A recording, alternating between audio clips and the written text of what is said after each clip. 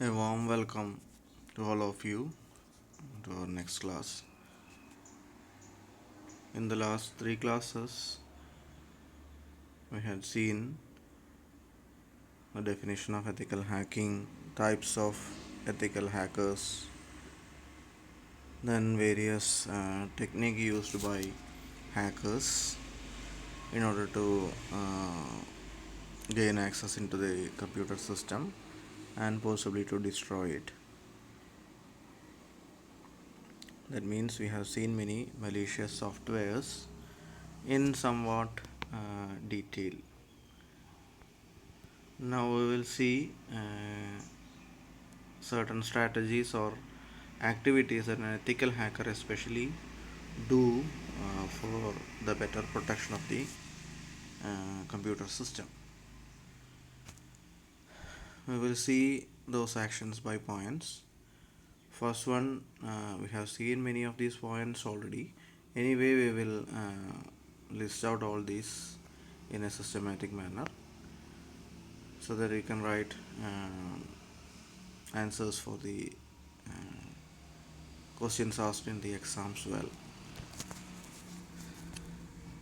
So the strategies that are used by the ethical hackers in order to gain access into a system starts with scanning ports and seeking vulnerabilities. We have seen already what is vulnerability. Vulnerability is a weaker point or the loophole of the existing computer system with the security features already in place. So, an ethical hacker uses port scanning tools like Nmap and NSS to scan one's own system and finds open ports. I have already told you that port is an high level view of applications. That means in the system view, many applications are treated as ports. Any application you open will be having certain ports. If you have installed many web development tools, you might have come across these ports when you install MySQL. You have already seen what is MySQL and databases. So while installing those, you might have come across these ports. And similarly, when you learn network paper, that means data communication or a networking paper in the next semester, you will see all these ports in much more detail. That means for example, I can say that HTML, it has a port number 80. Similarly, SMTP, it has another port number. It is used for mail transfer. HTTP, all of you know, it is a base of the internet browsing. It's application layer protocol, HTTP, and HTML is also an application layer protocol. That's why I told you that it's a high level view of system level view of an application. For us, these HTTP and HTML for human users, it do very little, but as far as the system is concerned, these port numbers are very significant as far as the applications are concerned. So this ethical hacker keenly look for these kinds of open ports. That means they are the loopholes in our security system through which an attacker from outside can easily penetrate into our system and do any kind of attack he or she wants. So those loopholes should be treated well. They must be sealed well. That's why an ethical hacker first go for scanning all the open ports. The vulnerabilities with each of the ports can be studied and remedial measures can be taken. So complete sealing, if complete sealing is required, you may go for that. Otherwise, if we can protect even in opened mode, then we go for that method. So that's the first point: scanning ports and seeking vulnerabilities. So they actually gives the outside hackers an opportunity to enter into our system without permission. these ports. So they are a vulnerable point of our computer security system. So we have to take maximum care. That means ethical hackers must pay maximum attention about the operation of these ports, whether they are opened or not. If open, suitable remedial measures have been taken or not. Here they have to ensure all these points. Now, second one, patch installations. You might have heard this term patch before in our household appliances or in our vehicles. You might have heard this patch, or you might have read this board on many workshops, patch works for patch works approaches like that, or in boards of many workshop, and they might have listed the features or the works they provide. So in that you might have seen patchworks. So what's a patchwork? Patchwork is something like just sealing the vulnerability. That means if we have uh, a small portion of our system broken, or if it is weak, then we go for sealing that vulnerability or that break permanently without modifying the rest of the portion. That means if our vehicle, car or motorcycle, has a small break on some part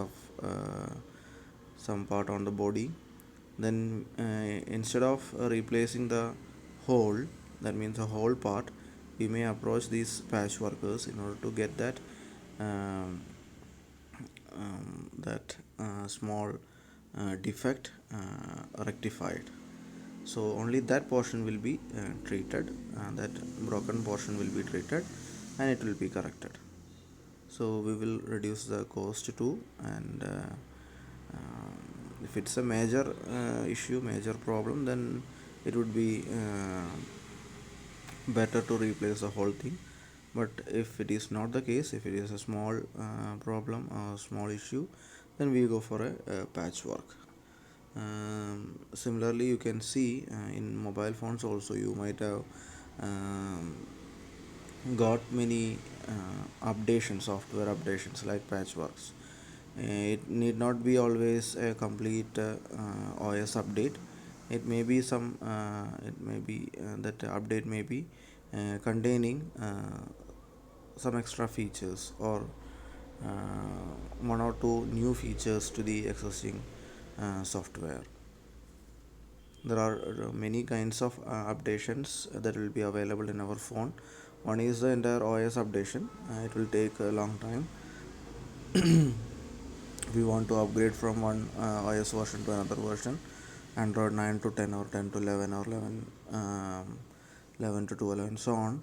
If you want to go for such a upgrade, that is not known as patchwork, that is the real upgrade.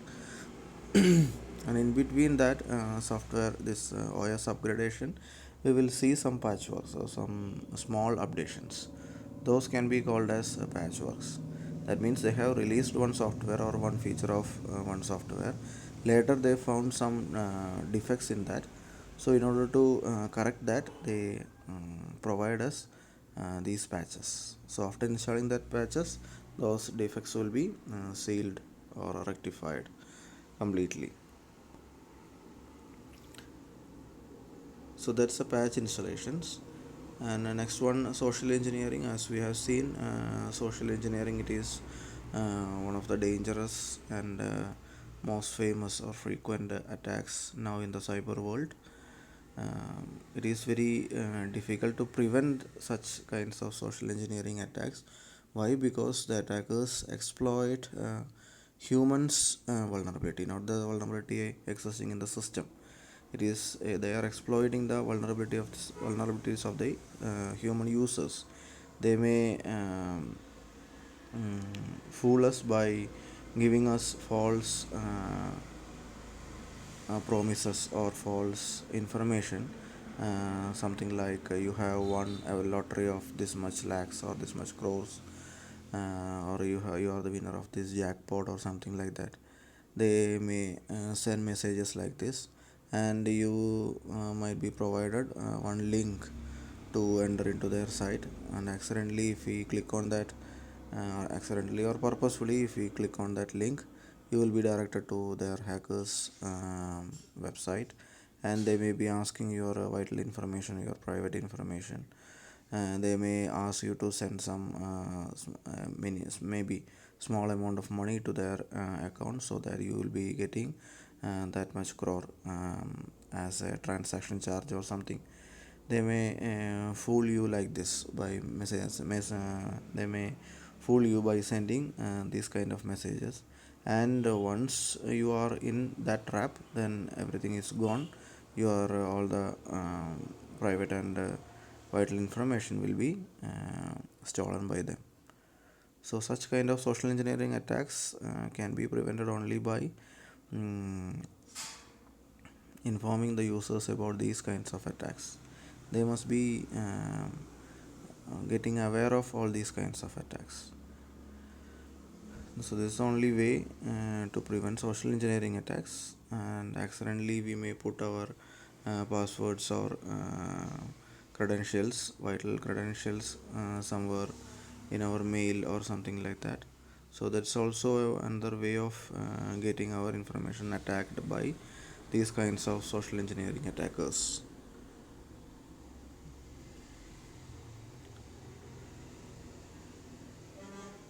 And next one is it's shoulder surfing.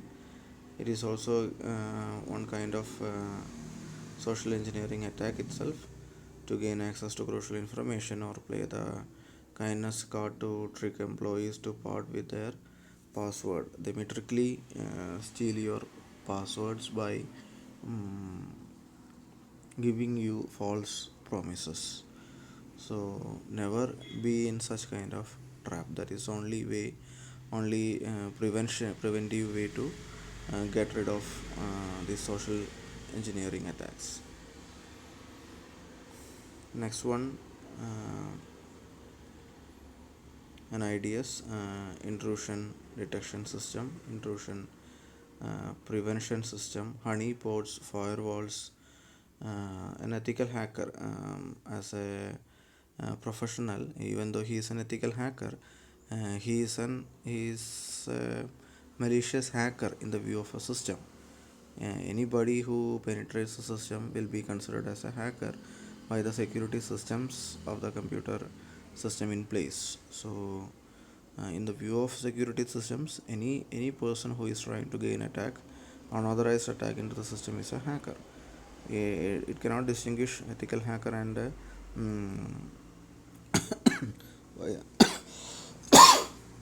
sorry, ethical hacker or white hat hacker and black hat hacker separately. In security system view, everything is hacking. So an this ethical hacker has to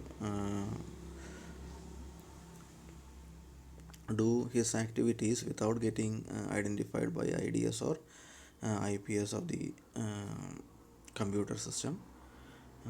And similarly, honeypots, they're also one kind of this social engineering attack. You might have heard this honeypot attack in not only in computer system, anywhere you can see. Now even in politics, these kinds of honeypots attacks are very common. Many famous peoples are they were really trapped by these kinds of honeypots. And similarly, firewall, it is a safeguarding system, security system of our computer. Firewalls, there are hardware and software firewalls. In Windows we have many software firewalls. Similarly, you can buy hardware firewall from some trusted dealers, so that it will better safeguard your system. And next one, sniffing networks. We have seen what is sniffing: bypassing and cracking, wireless encryption, wireless attacks we have already seen in very little detail anyway. and hijacking web servers and web applications. We have seen these are the many key points that a ethical hacker must pay his or her attention. Next one, ethical hackers may also handle issues related to laptop theft and employee fraud that are really a crucial security breach. That means physical theft of computer system, maybe a laptop, or the authorized persons themselves may uh, indulge themselves in some fraudulent activities. All those kinds of things must be mm, taken into the account by ethical hackers. We have seen the difference between white hat hacker ethic and black hat hackers and other kinds of hackers too, like gray, green, red, blue, etc. So these are many different other names given to all those kinds of hackers. We know generally what is a hacker. Hacker can be of any type. He unauthorizedly getting access into our computer system. Crackers they are having they are they are having bad intentions. Ethical hackers they are protectors of our computer system, and packet monkeys they are also one kind of hackers. We have already seen these packet monkeys or script kiddies, both are almost same. They are amateur hackers. They steal hacking code from other professionals and may conduct attack. And another one is penetration tests. This is a kind of attack that an ethical hacker must do in order to inspect the vulnerabilities of the computer system. And similarly, white box model, you will see the method of doing this white box testing in PMSE subject, project management and software engineering subject, in much more detail. So that's a model for penetrating computer system with proper collaboration with the staffs in the company, and that person will be provided all the details regarding the computer system, including network topology and everything used by the security systems in place. So that is with permission, ethical hacker will be performing this white box model testing too. We have seen many malicious softwares in somewhat less detail. In detail, we will see each and every main malicious softwares in the following sessions.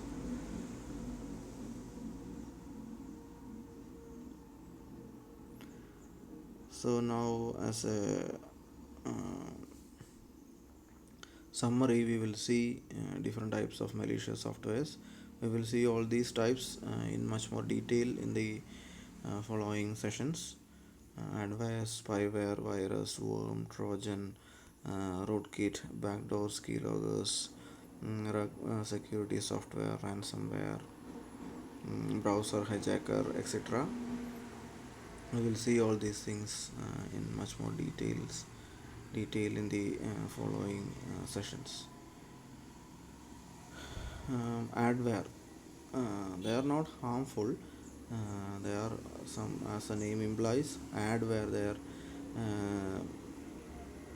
those kind of unauthorized persons or unauthorized version of software which shows ads, that means advertisements, in between our usual activities.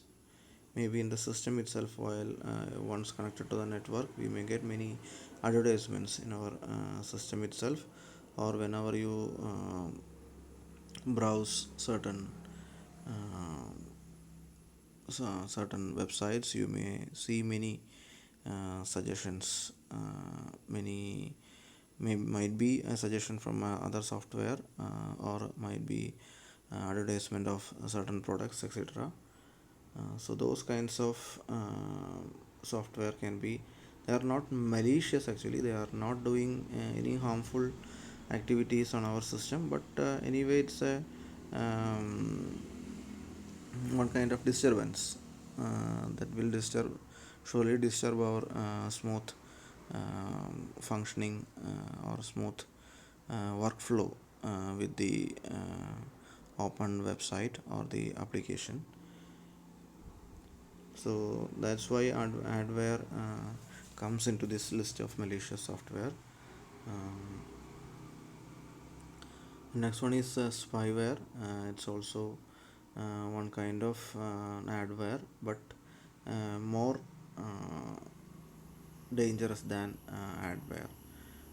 They are tracking your internet activities in order to send advertising back to your system. That means adwares are really not at all dangerous, not at all doing anything other than disturbing us. But this spyware, they track our internet activities. What are the sites we are visiting, and depending upon that, they are understanding our intentions or our behavior, um, and according to that, they make suggestions like this. You have visited this site, so you may be interested in visiting this site also, or in this kinds of online shopping sites also, you can see something similar to this. If you have purchased, or if you have selected some products, or if you have seen some products, you can see some suggestions provided by the website. That means you have seen this product, many other peoples have seen some similar products like these also. If you're interested, you can go to these products too, something similar to that. So that kind of information, or that kind of activities can be called as spyware. So adwares are very passive, but spywares, they are not so dangerous, but they are active, they are tracking our activities. The next one, virus. We have already seen what is a virus. We will see much more details, more details of virus in the coming sessions. Next one, worm. Also, we know what is a worm. Uh, we can see a difference between worm and virus over here. Malicious software can be divided into two. That means first one is those that need a host program. Second one that are independent. So first one is dependent malicious software, and second one is independent malicious software. From the name itself, you can see that the first category of malicious software, they need some supporting software in order to get access into a computer system. But in the case of second category, they are standalone malicious software. They do not need the support from any other software. So they work independently. And the first category, they depend on some other software for their smooth functioning. So in the first category, you can see viruses, logic bombs, backdoors. All these are examples of first category. They need some supporting softwares in order to exist. But in the case of second category, you can see worms, bot programs. All these bot means automatically, or software which works automatically. That means, as an example of bot, you can see we know that many these data entry operations are common in many organizations. It's a tedious task also. Employing a person for data entry is something hectic. So they go for some kind of bots in order to automate this activity. um, all the work they have to do is same, copying the information from one place and pasting it on some other place. That's only work, but employing a deploying a person for this work is not feasible, uh, cost wise or time wise. It's not feasible.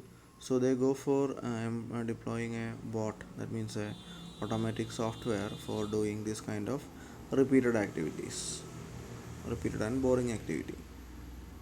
So that's a bot. So automatically working software can be called as bot. So that's the difference between virus and worm. So virus is a dependent one and worm is an independent one. So virus, they come into our system with the help of some email attachment, some files attached as email attachment. As part of them, as part of that email attachment, this virus may enter into our computer system, and it does its work when the favorable time comes. But in the case of worm, they themselves independently they conduct attack. They penetrate into our system and unleash its attack.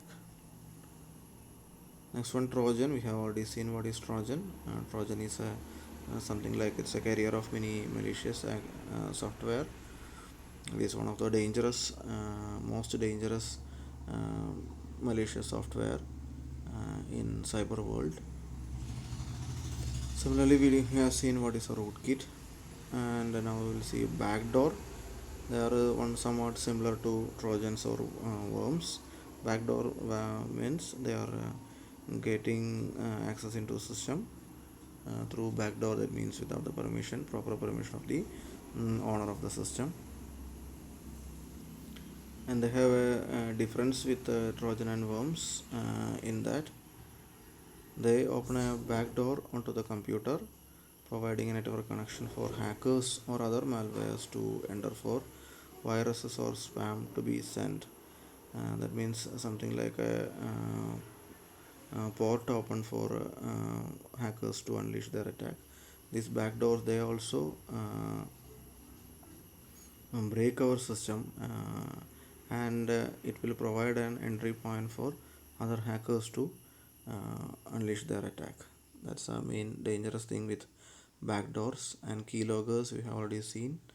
And rug security software, this one deceives or misleads user. It pretends to be a good program to remove malware infections, but all the while it is a malware itself. So such software is also very dangerous. We think that they are genuine.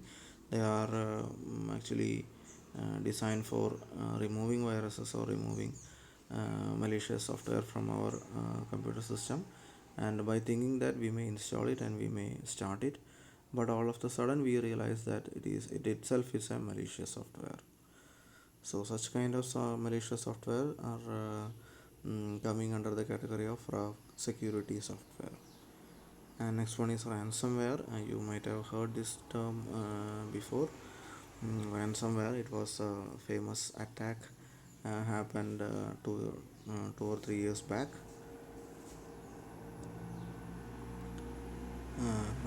Whenever you it's you realize its presence, whenever you see your screen warns you that you have been logged out of your computer until you pay for your cyber crimes. They may threaten you like that. They may bargain you like that. In order to release the attack, you need to pay this much amount like that. So that's it's also one kind of dangerous malware, ransomware.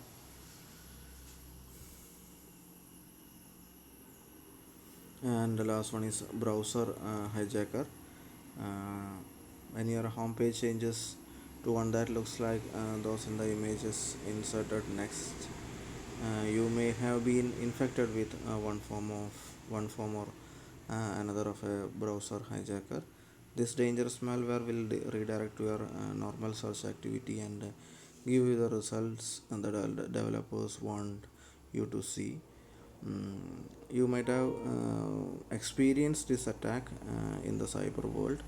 Whenever we try to open one particular website, we may be redirected to some malicious websites where your personal information may be stolen, or you may be threatened to pay this much amount. Otherwise, your entire system will be hacked. You can see such kind of messages in those websites. So these are because of this malicious attack known as browser hijacker. Your browser has been hijacked by attackers, so that they can easily redirect your request to their malicious websites. So whatever you type is not a matter. Anyway, you are going to land up in their malicious websites. So that kind of attack is known as browser hijacking.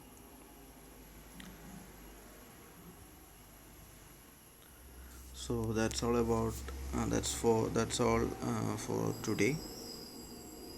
We'll meet in the next class.